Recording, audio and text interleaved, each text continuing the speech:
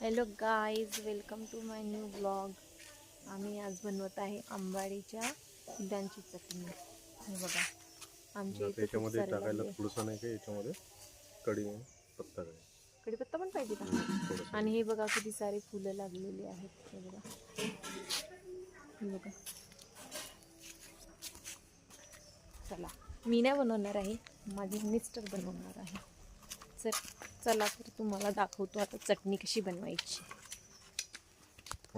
बघा गाईज, आता याला काय करावं लागते, ही अशी जी कढी आहे ना, तर याच्या ज्या पाकळ्या आहे ना त्या वेगवेगळ्या करावं लागते आणि याच्या आतमधली जे बी आहे ना ते फेकून द्यावं लागते आणि नंतर चटणी बनावं लागते. ओके, हे बघा मित्रांनो, आता आम्ही रेसिपीला स्टार्ट केलेलं आहे. आपण जे फुलं तोडले ते फुलं टाकतो. फुलं टाकायच्या आधी थोडं थोडं करून नाही करावं लागेल, कारण की ते चांगलं पिसलं गेलं पाहिजे म्हणून आहे ना. ते कढीपत्ता,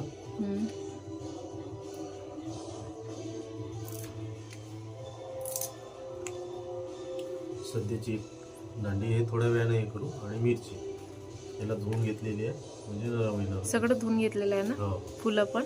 हो. आणि हे लसूण आणि जिरे हे थोड्या वेळानं टाकू आपण याच्यामध्ये. थोडंसं याला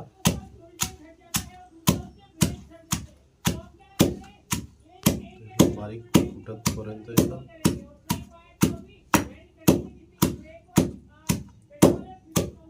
छान असं आता याला कुटत जायचं. आता थोडं थोडं टाकून नाही का. लाल मिरची घेतली आपण,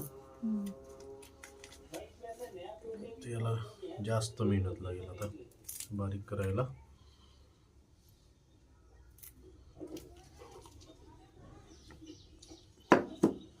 जेवणासोबत छान अशी टेस्ट येते.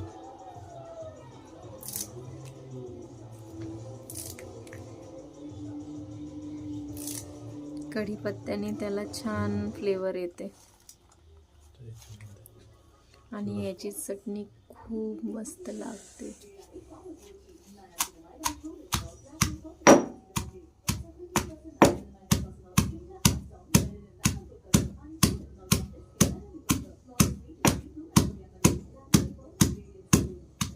त्याच्यात थोडं थोडं आपण टाकत जाऊ पूर्ण.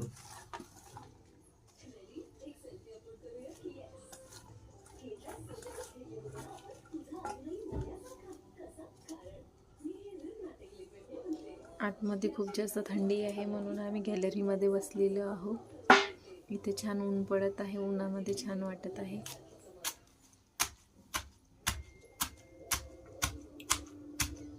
तरी किती मिनिटात पिसल्या जाईल? तरी 10 ते 15 मिनिट. हो का? आणि मग मीठ कधी टाकायचं? मीठ आता याच्या सोबतच टाकायचं ना, म्हणजे लवकर ते होऊन जाईल, मॅश होऊन जाईल मग लवकर.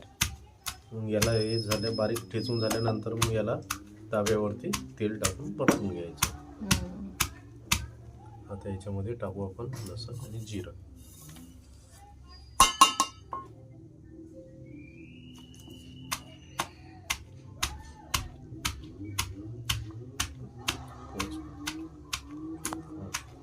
हे बघा, आता हे छान ठेचून झालेलं आहे. आता याला एका भांड्यामध्ये काढून छान तेलामध्ये परतून घ्यायचं आहे. छानपैकी बारीक झालेलं आहे.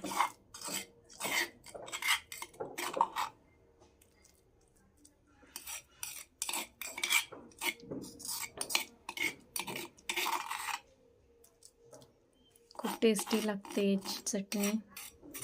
तुम्ही पण बनवा, आणि तुम्ही जर बनवली असेल तर आम्हाला कमेंट बॉक्समध्ये कशी करताय ते सांगा. ओके, तर चला आपण याला आता परतून घेऊया. हे चालू कर. चालूच आहे. एक्झॉस्ट चालू करू.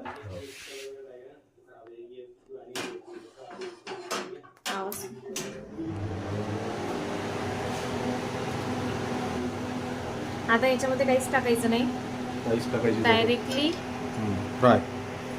तेलामध्ये.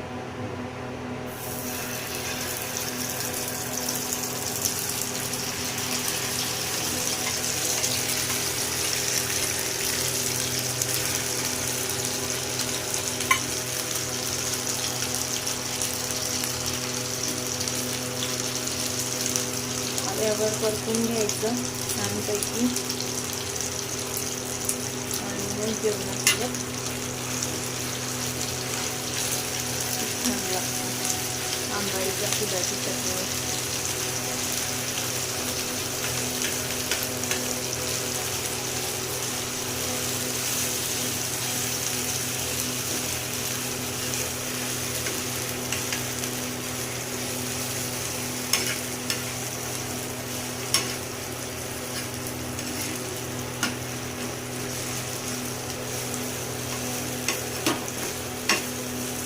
आमच्याकडे दूधवाला आला होता. तो म्हणत होता की मी कधी टेस्ट केली नाही, हे बाहेर टेचत बसले होते गॅलरीमध्ये, तर त्यांनी पण टेस्ट केली, त्याला पण खूप आवडली.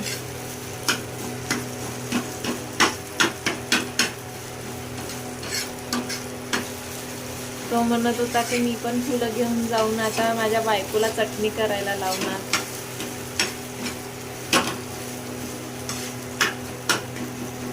अशी परतायची छान. तुम्ही याच्यामध्ये हिरव्या मिरच्या पण टाकू शकता, हो ना?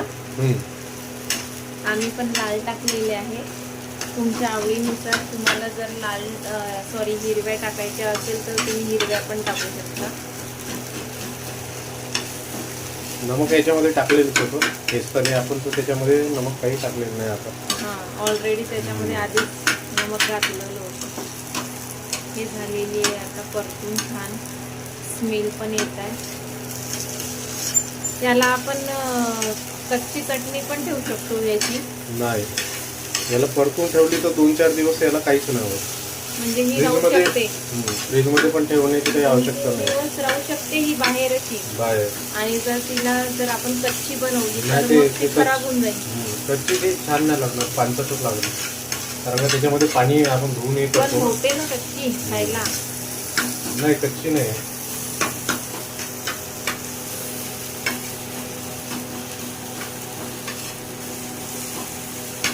टेस्ट करून बघायची आहे तुला? मी आता जेवणासोबत खाईल छानपैकी.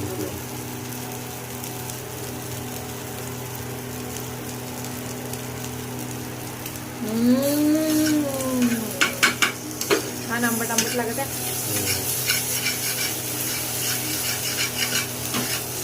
आता आपण छानपैकी परतून झालेली आहे आपली चटणी. आता याला आपण एका प्लेटमध्ये काढू जेवणासोबत.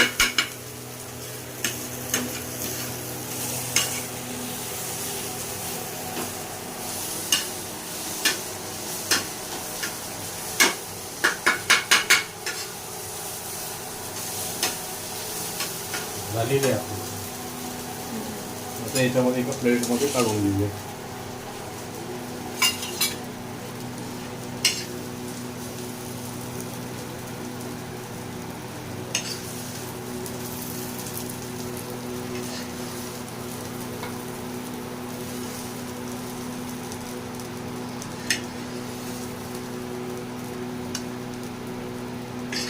पराठ्यासोबत पण खूप छान लागते ही चटणी. पराठा, पोळी, भाकर. मुलांसाठी छान आहे. भाकरी सोबत आणखी छान. भाकर, तुरीच्या डाळीचा आडा. ओके, तर चला, इथे श्रेयान बसलेला आहे. तो आज स्कूलमध्ये नाही गेला, त्याला ताप आलेला आहे आणि तू टीव्ही बघत आहे. टीव्ही मी सॉफ्ट जोशी बघत आहे. हो का? आणि चला आता आपण जेवण करू, चटणी खाऊ पप्पाने बनवलेली. आणि चला बाय करून द्या आणि आमच्या चॅनलला लाईक, शेअर, सबस्क्राईब करणं विसरू नका. ओके, तर बाय. बघा मित्रांनो, आमचं जेवण आजचं कढी, सोल्याचं वरण, राजगिऱ्याची भाजी, आंबाडीच्या फुलांची चटणी. आणि आता तुम्ही ते टेस्ट करून बघा कशी झालेली आहे. छान. छान झालेली आहे. तुम्हीच बनवली ना.